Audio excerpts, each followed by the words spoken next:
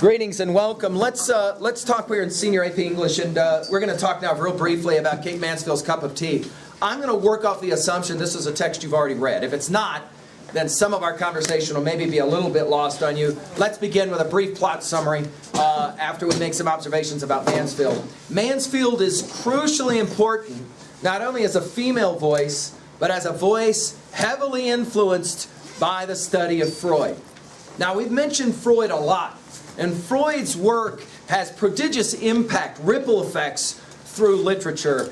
Nowhere is this more clearly evident than a story like Cup of Tea. Let's play the game real quickly, a plot summary. Cup of Tea can be read as a text that is in many ways an investigation of class structure, socioeconomic class structure.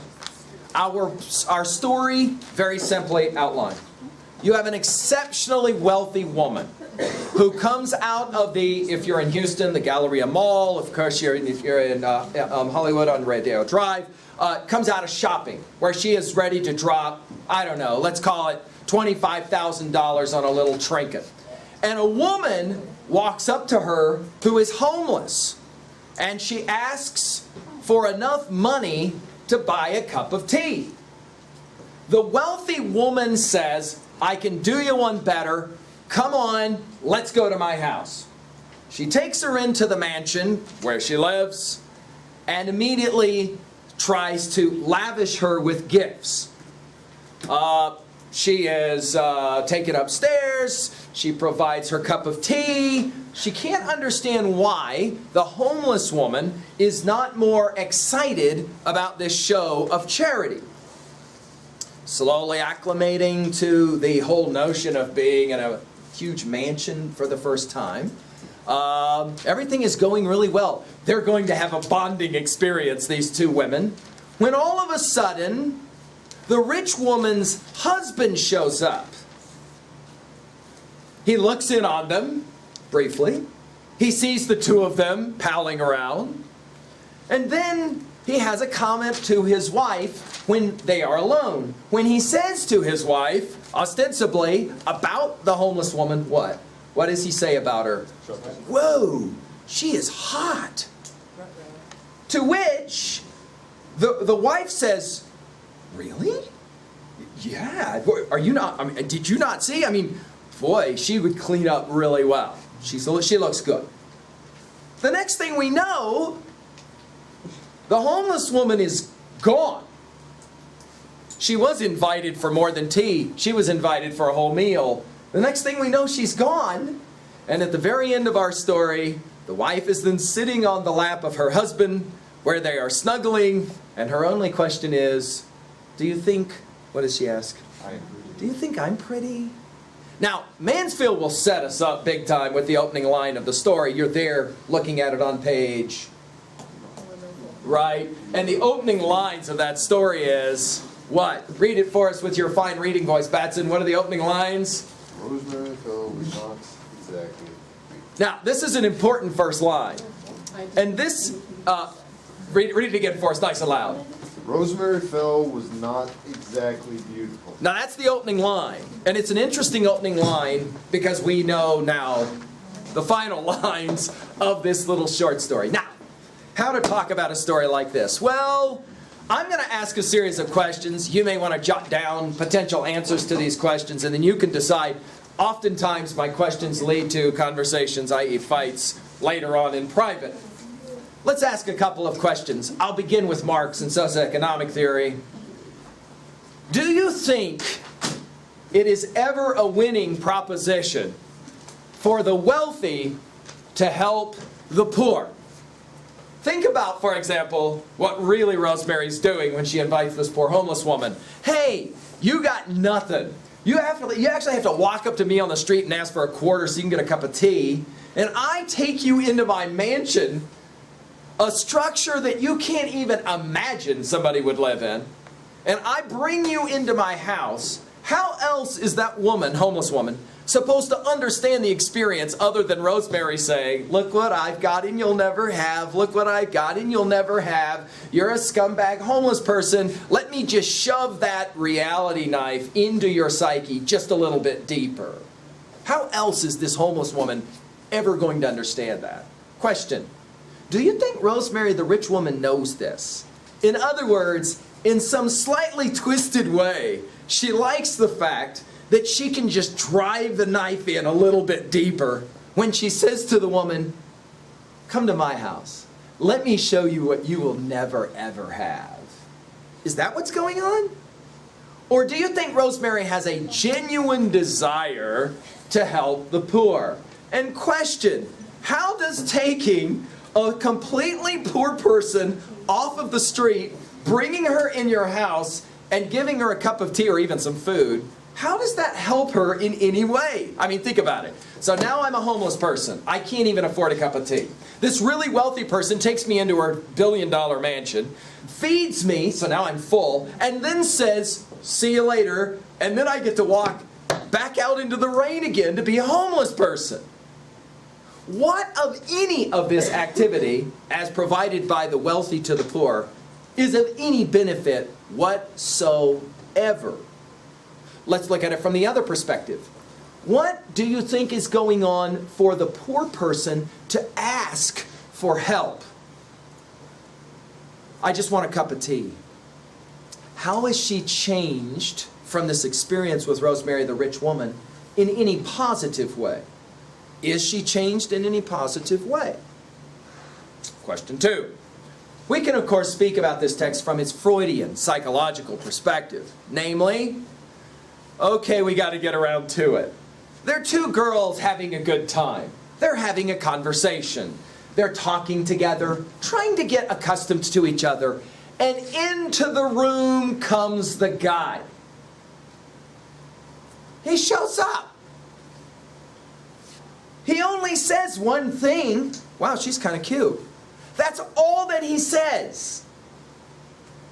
And Rosemary's response is, you are out of here. Here's some money, go. I need you gone. All of her humanitarian desires, gone. All of her charitable ideas, gone.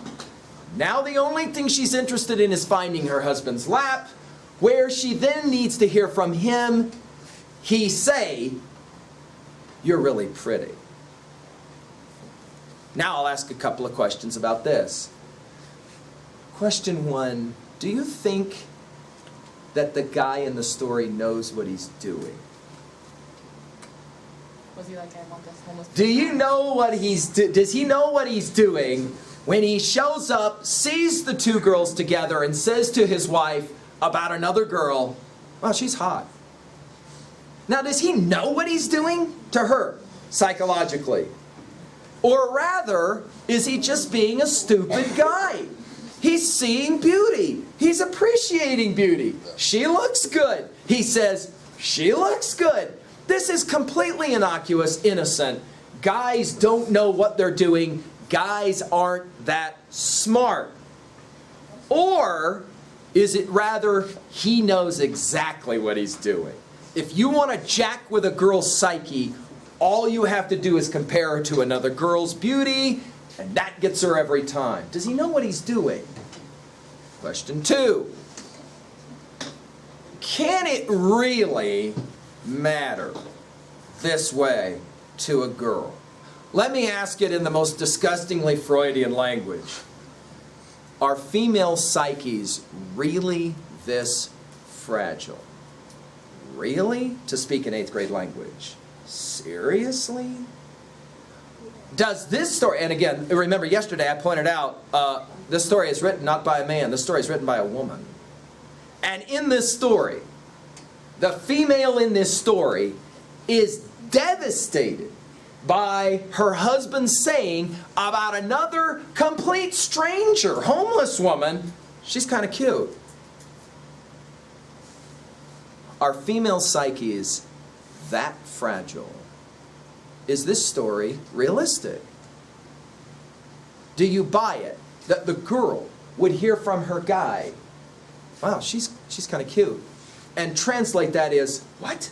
He's looking at another woman? She is out of here. I need him to tell me that I look good. End of story. Even though we know from the beginning of the story, she's not particularly pretty. That's what the opening line of the story says. Are female psyches really that fragile? Is it possible that a woman could be that weak? And of course, the third question is the unspoken question. Is this just a female thing? Or are guys the exact same way? That is to say, all women know the easiest way they can jack their guy is to start talking in comparisons of any kind. That will get them every time. Yeah, not bad. Well, in comparison. What? Comparison to what? What? You talking? No, I don't want to get into it. What do you mean you don't want to get into it? You're already... Is it possible that guys' egos are as well, our psyches, are that fragile? This story eliciting the question, who are we really? I'm not talking about our bodies, I'm talking about our minds, our psyches. Why would it matter what he has to say about some homeless woman and her appearance? Are we really that shallow? Or is this just one of those things where, well, wealthy people are this way, you see? They are very shallow people. They haven't had an AP class to really learn Plato, so they can't understand the significance and the shallowness of the life that they live. And that's what's going on with Rosemary. Her problem isn't that she's a woman. Her problem is that she has not been properly educated. If only she had been taught her Plato, she wouldn't be worried about the looks of some homeless woman and her husband's view of that homeless woman. Let's go back. Question. Well, we'll start with this question. It's a simple one. Does the guy know what he's doing? Schreiber just laughs. Does the guy know what he's doing? When he says to his wife about another woman, she's not bad looking. Let's point out, by the way, this is not a really nasty statement. It is to some degree a statement of fact. She's not bad looking is a statement of fact for the guy. Does he know what he's doing, Schreiber, do you think? Is he like, sweet, I get to jack with my girl one more time? Whoa, she's not bad looking. Is that what's going on? Or is this completely innocent? I mean, he's not even thinking about what he's saying. He just says it. She's not bad looking. It's always innocent. It's always innocent, Schreiber says. It's innocent. Guys, are you saying guys are too stupid to understand? Yeah, guys are too stupid to understand this. They cannot be held responsible for the things they do or say because they're guys. Okay, let's just ask it out loud. Ramos, does the guy do anything wrong by saying about this homeless woman, wow, she's not half bad looking. Kind of shocking, actually. She lives in the street, but she's not half bad. Does he do anything wrong here? Or is it just kind of like bad form? What do you mean by that? Bad form meaning he probably should know better than to say something like that, but he doesn't, and so that's just kind of... Or is it totally innocent, do you think, what he says? I don't think boys are innocent. Oh!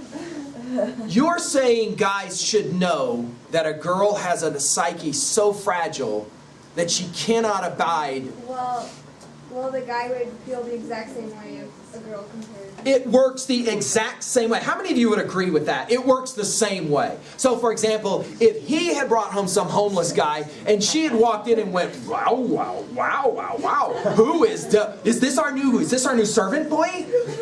He would be like, you're out. Yeah. Yeah. Or he might be Girls don't like rivals. Guys don't like rivals. True or false? You like my last Duchess. Meaning what? Take care of business. We don't want any more of it. No competition. What do you think, Sin? Does the guy know what he's doing when he says, wow, she's kind of good looking? He may not be conscious of it. Ooh, Sin's going to take us to Freud. He may not be conscious of it, but unconsciously, he knows in the end what's going to happen. What does he get? She's sitting on his lap, Am I crazy? showing him attention. Am I like pretty? Which is, of course, one step away from him saying, well, I don't know. Let's think about that. If you do these things for me, I will think you're pretty. Bam, he's got what he needs. That almost sounds like manipulation. Would a guy ever use language to manipulate a girl? Miss Klingler, she even laughed. She was like, how can you even ask a stupid question like that?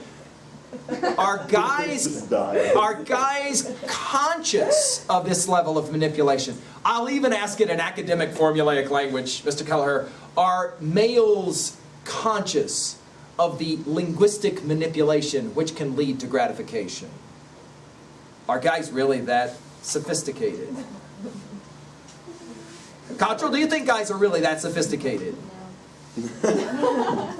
She didn't even have to think about that. No, no, no. Guys are way too stupid to understand.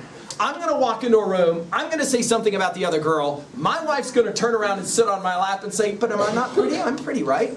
And then I can get anything I want. You're saying guys are not that smart.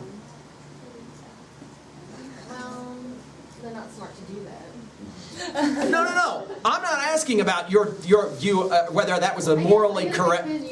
I guess, yeah, they could use that. You're saying guys are smart enough to know how to manipulate language. Yeah. Batson, you agree or disagree? Does this chap know what he's doing? He walks in, he looks at a girl, he says she's pretty. Like walking into what? The Louvre and seeing a beautiful painting and going, wow, that's pretty. There's no difference. There's no difference. Mr. Wilson says there's a difference. Why? Because you're not going out with a painting. Oh! This has to do with social relations. Well, most people don't go out with paintings. I guess unless you're... How about it, Katie? Are guys smart enough to know how to manipulate in this way? Or is this just completely guys just stepping into it the way they always do? I think they probably are. Why does the girl, Rosemary, the wealthy woman, send the poor woman away? Try to be exact in your answer. Is it simply jealousy? Jealous of what? Insecurity. Insecurity of what?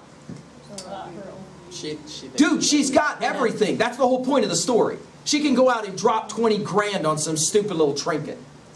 She doesn't think she's pretty. She knows she's not pretty. Yeah. Ah, she knows the opening line of the story is true. She's not very pretty. Question, why does pretty have anything to do with it? Why would any human being care about physical attraction, especially as it concerns himself or herself? Why would anyone care? It may be because of the feeling because she has everything before one has one more thing than she does, even